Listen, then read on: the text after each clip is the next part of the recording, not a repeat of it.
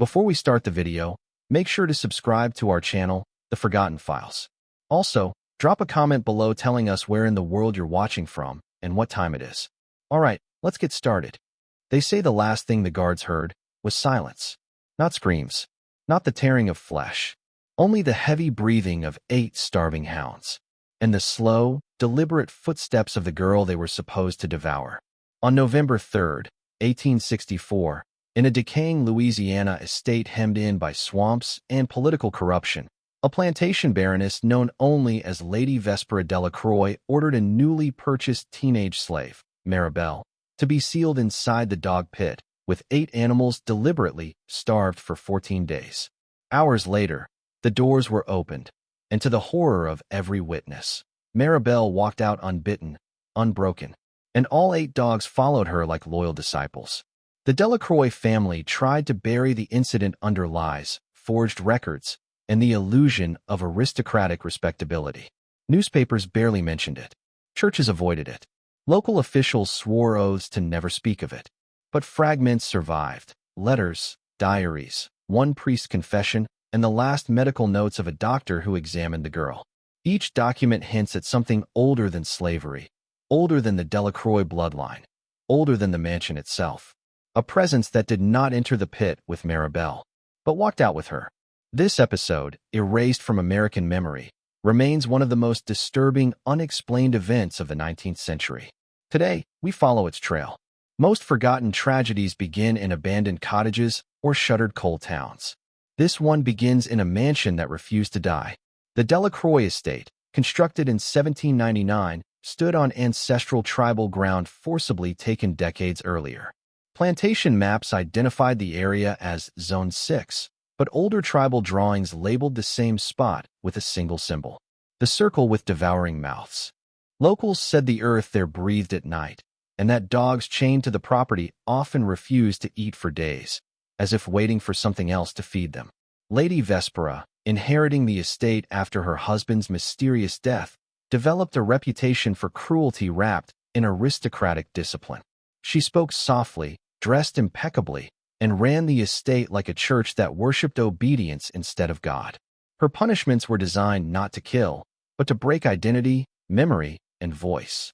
Witnesses described her as a woman who did not shout, because the walls shouted for her. When Maribel arrived, a thin, quiet girl from coastal Georgia with no recorded parents, Vespera immediately sensed something different. Some said the Baroness saw defiance. Others said she saw potential. A few whispered she saw danger. On October 20th, Maribel resisted an order to kneel. She did not scream, cry, or apologize. She simply stared back. For Lady Vespera, that alone was blasphemy. 14 days later, the dog pit was prepared. The Delacroix dog pit was not a kennel. It was a chamber, stone-lined, circular, 8 feet deep, with only one entrance: a barred gate lowered by rope. Originally designed for boar-tracking hounds, Vespera repurposed it for what she called obedience conditioning. Inside, no light entered. No food was provided. No human came within earshot after nightfall. More terrifying than the hunger was the conditioning bell. A rusted brass instrument hung above the pit. When struck, it triggered the dog's frenzy, trained from birth to attack whatever shared the chamber. For 14 days prior to Maribel's punishment, the bell rang twice a day as meat was lowered on hooks, then abruptly taken away, teaching the dogs that the bell meant food they didn't receive. By the time Maribel was pushed inside, the dogs were skeletal, trembling, and half-mad. Records from a surviving farmhand stated, "Them dogs didn't growl no more. They whispered in they throats, like they was praying." When the gate shut behind her, Maribel made no sound. The bell rang once. The estate workers covered their ears. The attack should have been instant. But instead, something else filled the darkness. A low, strange rhythm. Breathing. One long inhale, 8 short exhales. No one understood it then. Later, they would call it the synchronization. Witnesses claimed the dogs did not attack. Not at first. The workers heard pacing, Maribel's bare feet circling the chamber. Then the dogs circling with her. Slow. Measured. As if mimicking. Every time she paused, they paused. Every time she inhaled, they inhaled. One foreman testified decades later that it sounded like Two predators negotiating a treaty. But the most disturbing testimony came from Samuel Reddick, a 14-year-old stable boy who refused to stay silent even under threats. He claimed the girl was speaking to the dogs, not in English, not in any language he recognized. He described it as a humming, like words that ain't words, but they get inside your blood. When the bell rang again, instead of attacking, the dogs whimpered. One lay down. Another crawled toward Maribel with its head lowered, a sign of submission. Minutes passed. Hours. No screams. Around midnight, the pit fell into stillness so complete that workers claimed the entire estate grew unnaturally quiet, as if the swamp itself was listening. Lady Vespera, in her upstairs window, watched the moonlit mud around the pit dry in a perfect circle, as if heat radiated from below. She smiled, not with relief, with recognition. Maribel's origins were intentionally erased, but a missionary logbook from 1858 reveals fragments. She had been found wandering near the Georgia marshes at age 8, barefoot and unresponsive, with 7 stray dogs trailing behind her like guardians. When approached, the animals formed a protective circle, refusing to let anyone touch her. She had no surname, no known parents, and no memory of where she came from. The orphanage named her Maribel only because she pointed toward the sea when asked her name. She never cried, never raised her voice, never asked for anything. But she watched everything. Dogs in particular reacted strangely around her. They lowered their heads, avoided eye contact, and sometimes whined as though sensing something far older than instinct. A nun wrote in her diary, "The child is gentle, but the animals recognize her first, as if they see her before we do." Maribel disappeared 3 years later from that orphanage with no explanation. Doors locked from the inside. No footprints, no broken windows. 7 dogs vanished the same night. No search was done. Weeks later, she appeared in a coastal slave auction, silent, thin, and expressionless, yet surrounded by stray dogs who stood at a distance and refused to leave the marketplace. Buyers avoided her. Superstitions spread. It wasn't until Lady Vespera's agent purchased her that the dogs finally dispersed, almost as if surrendering her to the next stage. The Baroness was not merely cruel. She was fascinated by obedience, rituals, and control, specifically how the mind surrendered to fear.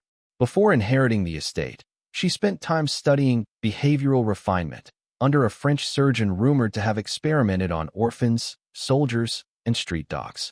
Her journals, discovered decades later, revealed an unsettling philosophy. Fear is the oldest language. Whoever commands fear commands the animal, whether dog or human. She believed humans carried ancestral obedience, a buried instinct linking them to pack behavior. Slavery, to her, wasn't economic, it was scientific. Her plantation was her laboratory. When she first saw Maribel, she recognized not defiance, but insulation. Fear could not reach this girl, and that terrified Vespera. Her goal wasn't to kill Maribel in the dog pit. Her goal was to break her open, to find what protected her. The starvation conditioning, the bell, the darkness. Every element was designed to reduce the girl to animal instinct. But instead, it awakened something else. After the silent first night, Vespera did not sleep. She walked the hallways obsessively, touching the walls as if listening for vibrations.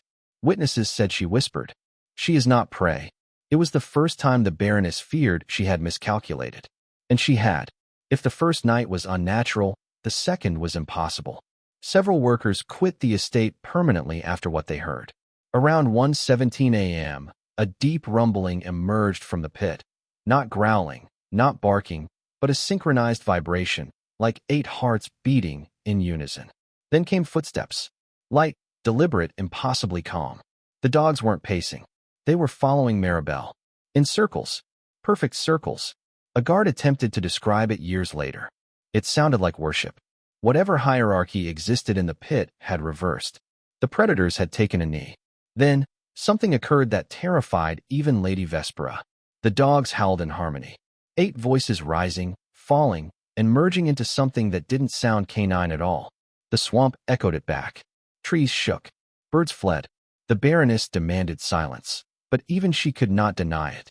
Maribel was no longer surviving the pit. She was leading it. And the dogs were no longer starving animals. They were her followers.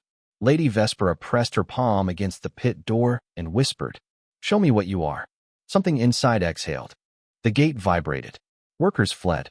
On the morning of November 3rd, Vespera ordered the pit opened, not because she felt confident, but because she feared what would happen if she waited. She wanted control, proof, an answer. 4 armed guards stood by as the rope lifted the gate. The hinge screeched. A wave of hot, humid air escaped, carrying the stench of animal breath mixed with something metallic and ancient. The first sight was not Maribel. It was 8 dogs, sitting in a perfect half-circle formation, staring upward with calm, disciplined stillness. Not one growled. Not one flinched. Behind them, Maribel stood barefoot, her hands relaxed at her sides, her eyes slightly unfocused as if listening to a sound no one else could hear. She stepped forward. All 8 dogs rose instantly, forming a wall of muscle around her. The guards raised rifles, trembling.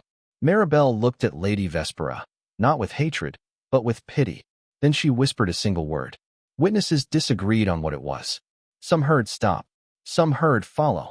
One guard insisted she said something older, something not meant for human mouths. Whatever she spoke, the dogs obeyed.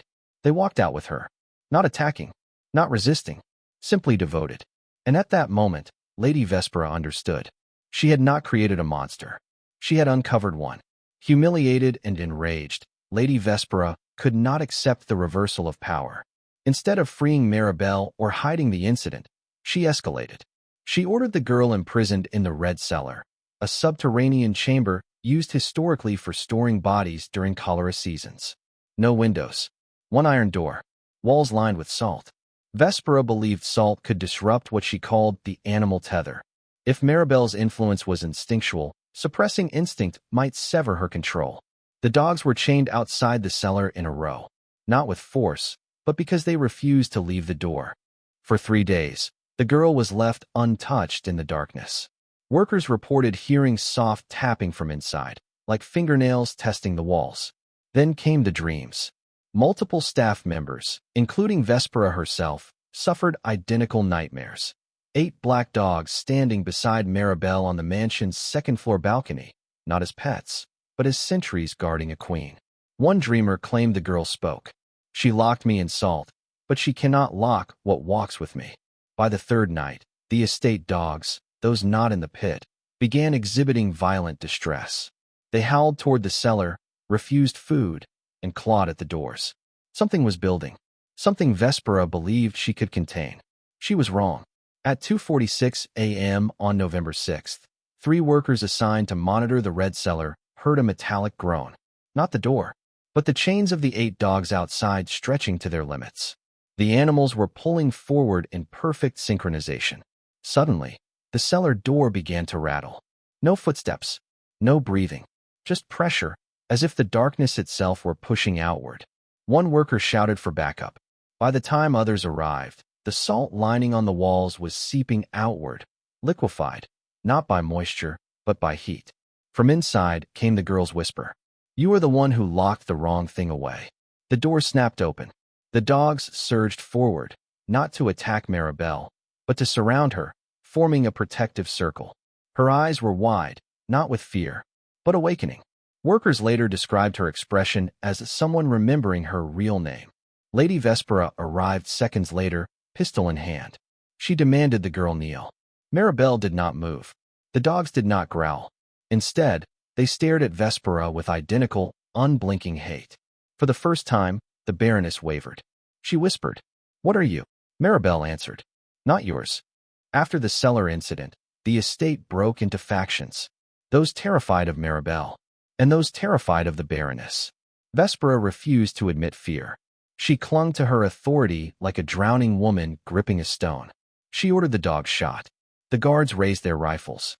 But before the first trigger was pulled, the dogs moved, not lunging, not attacking, simply stepping forward in perfect formation. 8 bodies, 8 pairs of glowing animal eyes, 8 synchronized breaths. The guards froze. One rifle slipped from shaking hands. Then Maribel spoke, not loudly, not forcefully, but with a calm that felt older than human language. "They only answer what answered me first." The ground beneath the Red Cellar cracked, thin, splintering lines spreading outward like veins. Workers stumbled back. Lady Vespera, trembling, lifted her pistol, but her arm refused to stay steady. Maribel didn't look at the gun. She looked at the woman holding it, as if finally understanding the smallness of her captor. The Baroness fired, not at Maribel, but at the nearest dog. The bullet never reached its target. The second it left the chamber, every torch on the basement wall went out, extinguished as if swallowed by one breath. Darkness fell, and in that darkness, the Baroness screamed. When light returned, flickering lanterns scrambling awake, Lady Vespera was on the ground, unharmed, untouched, but broken. Her pistol lay 5 feet away. Her eyes stared upward, pupils dilated, mouth frozen mid-scream. But her voice was gone. For the rest of her life, she never spoke again. A doctor summoned to inspect her found no injuries, no signs of a stroke, no neurological explanation. He wrote only one sentence in his report. The patient appears to have seen something she was not meant to see.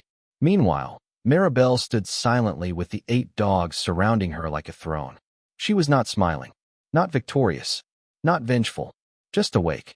The workers waited for orders, from someone, anyone. But the hierarchy had shifted. There was no mistress. There was no overseer. There was no chain of command. Only the girl, and the animals who obeyed her. When the workers attempted to escort her back upstairs, the dogs blocked their path, yet did nothing aggressive. They simply stood, breathing in unison, their bodies forming a barrier no one dared cross. Something had claimed Maribel, and Maribel had claimed something in return. The journals of Father Caleb Horn, a traveling priest, shed new light on the mystery. He arrived at the estate the morning after Vespera's collapse, expecting to conduct an exorcism. What he witnessed unsettled him more than any demon story. Maribel sat in the courtyard with the 8 dogs resting around her. A breeze passed. The dogs lifted their heads simultaneously, as if responding to a command only the wind carried. Father Horn approached cautiously. He asked her name. She answered gently, Maribel. But when he asked who was protecting her, she paused. The dogs rose. She looked at the priest with haunting composure. They are only the beginning, she said. Something older is waking. The priest noted a strange phenomenon during their conversation. The shadows cast by the dogs did not match their bodies. Some appeared longer. Some stretched toward Maribel. One seemed to breathe. Father Horn left the estate trembling. His final diary entry on the subject read, "The girl is not possessed. She is accompanied, and whatever accompanied her did not fear God." By November 10th, nearly every worker, enslaved or free, fled the mansion. The swamp road was filled with people escaping in silence, refusing to look back. Rumors spread through nearby parishes. A girl who commanded beasts. A mistress struck mute by shadows. A house where obedience reversed. Yet Maribel made no attempt to stop anyone. Instead, she wandered the estate grounds with the dogs trailing behind, their movements as synchronized as soldiers marching to an unheard cadence. At dusk on the 10th day, she walked to the tree line, to the boundary where the stolen tribal land began. The dog stopped. She placed one hand on the soil. Witnesses from a distance claimed the ground hummed. Some swore they saw shapes moving beneath the surface, as if roots were shifting to align with her touch. When she stood, the dogs stood. When she stepped into the trees, they followed. By morning, she was gone. The estate never recovered, and Lady Vespera remained mute, staring endlessly toward the forest where Maribel disappeared, as if waiting for something to return. Though the event was buried publicly, the U.S. government took immediate interest. 2 months later, a covert investigative unit, predecessor to several later intelligence branches, arrived at the abandoned Delacroix estate. They found the dog pit stones scorched from the inside, the cellar floors warped by intense heat, scratch marks on the walls arranged in spirals, the Baroness locked in her bedroom, rocking silently, strange footprints near the forest, neither human nor canine. Official reports labeled the incident an environmental hallucination event. Unofficial notes tell a different story. One agent wrote, "The air still feels occupied." Another, "The dog's chain posts are bent outward, as if pulled from inside the earth." And the most chilling, "We found hair samples. Not dog, not human. The pattern suggests pack behavior, without a visible pack."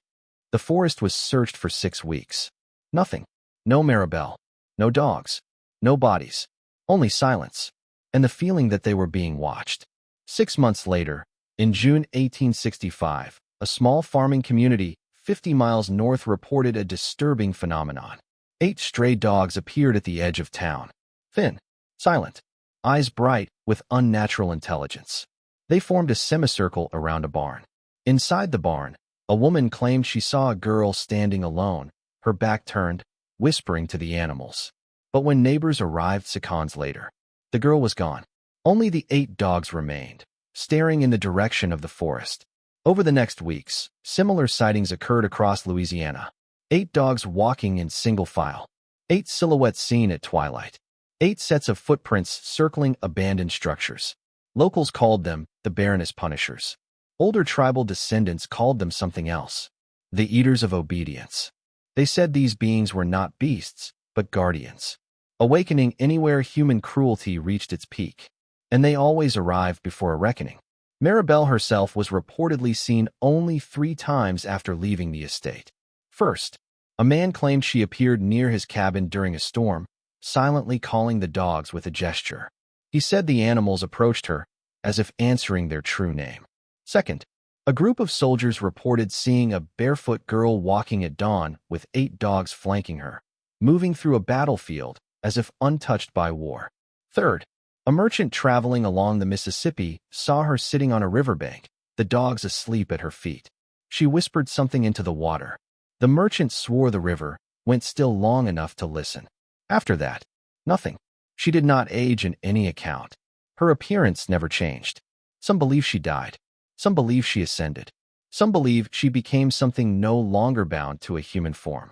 And some believe she's still walking, wherever cruelty demands an answer. Lady Vespera lived another 8 years, mute, skeletal, paranoid. She refused to sleep near windows, refused to leave her room, refused to be touched. Every night, she lit 8 candles. Every morning, they burned down at the same rate, even though they were different sizes. On her final night, she opened her window herself, the first time since losing her voice. A neighbor saw 8 shapes moving near the treeline. No barking, no growling, just watching. Vespera collapsed moments later, heart stopped, eyes wide with recognition. At her burial, 8 stray dogs appeared at the cemetery gate. They did not approach the grave. They only stood, waiting, until the final clump of dirt fell. Then they turned and vanished into the forest. The Delacroix family line ended with her. Church files, county records, and plantation logs referencing the event were systematically destroyed between 1872 to 1880. But remnants survived. A priest's confession, a doctor's half-burned notes, a missionary's logbook, a government agent's private journal, a set of tribal drawings depicting a girl with 8 guardians. Together, they tell a story not of a miracle, not of a monster, but of an awakening. Something ancient, buried beneath obedience and brutality, rose when Maribel entered that pit, and the world was not ready to understand it. The records end abruptly. But one final note, scribbled in the margin of a surviving document, remains. She did not learn to command them. She remembered. This story did not vanish because it was unbelievable. It vanished because it was inconvenient. A slave girl who walked out of death with 8 starving dogs behind her, not as animals, not as protectors, but as equals, was a truth the world was never meant to process. It threatened power. It threatened hierarchy. It threatened the idea that obedience is natural. Some say Maribel still walks the forgotten places, the decaying towns, the abandoned orphanages, the fields where cruelty was once law. Wherever she goes, 8 shadows follow. 8 breaths echo beside her. 8 sets of eyes watch the darkness ahead. And if you ever find yourself alone in a place where history was written in suffering, listen carefully. If you hear nothing, no wind, no insects, no birds, only the soft rhythm of 8 synchronized breaths, walk away, because some truths do not stay buried, and some guardians do not forget.